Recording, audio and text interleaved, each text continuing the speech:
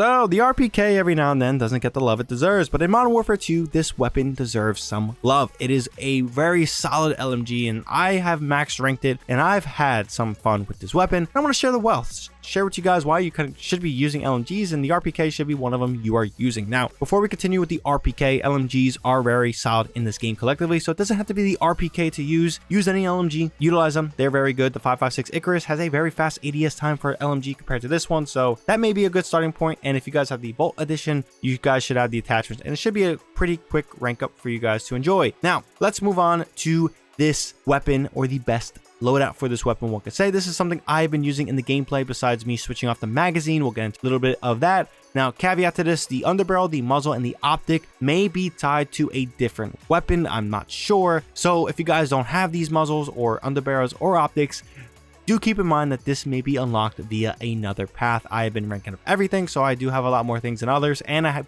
purchased the Vault Edition, so I have every optic and muzzle and underbarrel that comes with the M4 platform. Now, the barrel as well may be tied to a different Kloshkov weapon. I am not exactly sure, but again, this is something you should ideally want because it helps with your ADS time. So that being said, let's talk about this loadout. The Bruin tilt grip and the barrel are there to help you with ADS slowness in terms of helping Hipfire mean something as a LMG. Now, it's not committing to a full-fledged Hipfire build for a light machine gun. I think that would be ludicrous to even try to do, but it should help because the ADS time is pretty slow, and it all depends on your magazine as well as barrel. But we saw the barrel with creating a shorter barrel, but the magazine size, you could make this 40 rounds instead of the default 75. This is something I do not do because it's just, what is the point? You might as well just use the Kloshkov 7.62 instead of the RPK.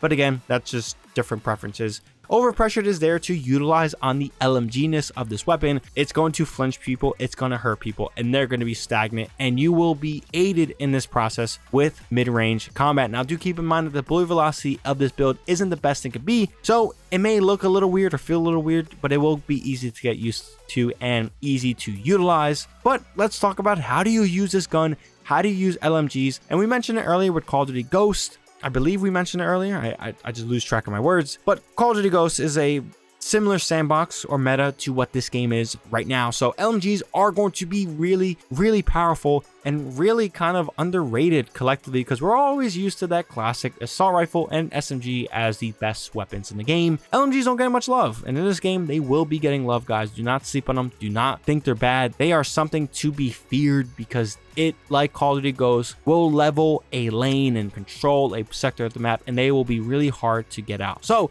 kind of hinted already, lane control and sector control is the best friend of this weapon or this weapon archetype. The RPK is really good at holding down lanes, dominating and controlling objectives, but doesn't mean you can't run and gun. And what I mean by that is you can't move from point A to point B. One thing as LMG and kind of collectively as this game, you'll see within the reviews, ADS before you get an engagement is something to be keen on and something to really utilize because the ADS time is on the slower side of a Call of Duty game. It probably is the slowest it's ever been in a Call of Duty game. This is something I like a lot. Some people may not like it, and I totally understand why. So cheat code, before you round a corner, have your ADS up so you don't get caught with your pants down trying to ADS. But again, the Bruin tilt grip and the barrel do help with your ADS a little bit, but don't rely on it, please. Please don't rely on it. So tip for every gun, including this one, keep your sights up at all times, especially when you're using this RPK.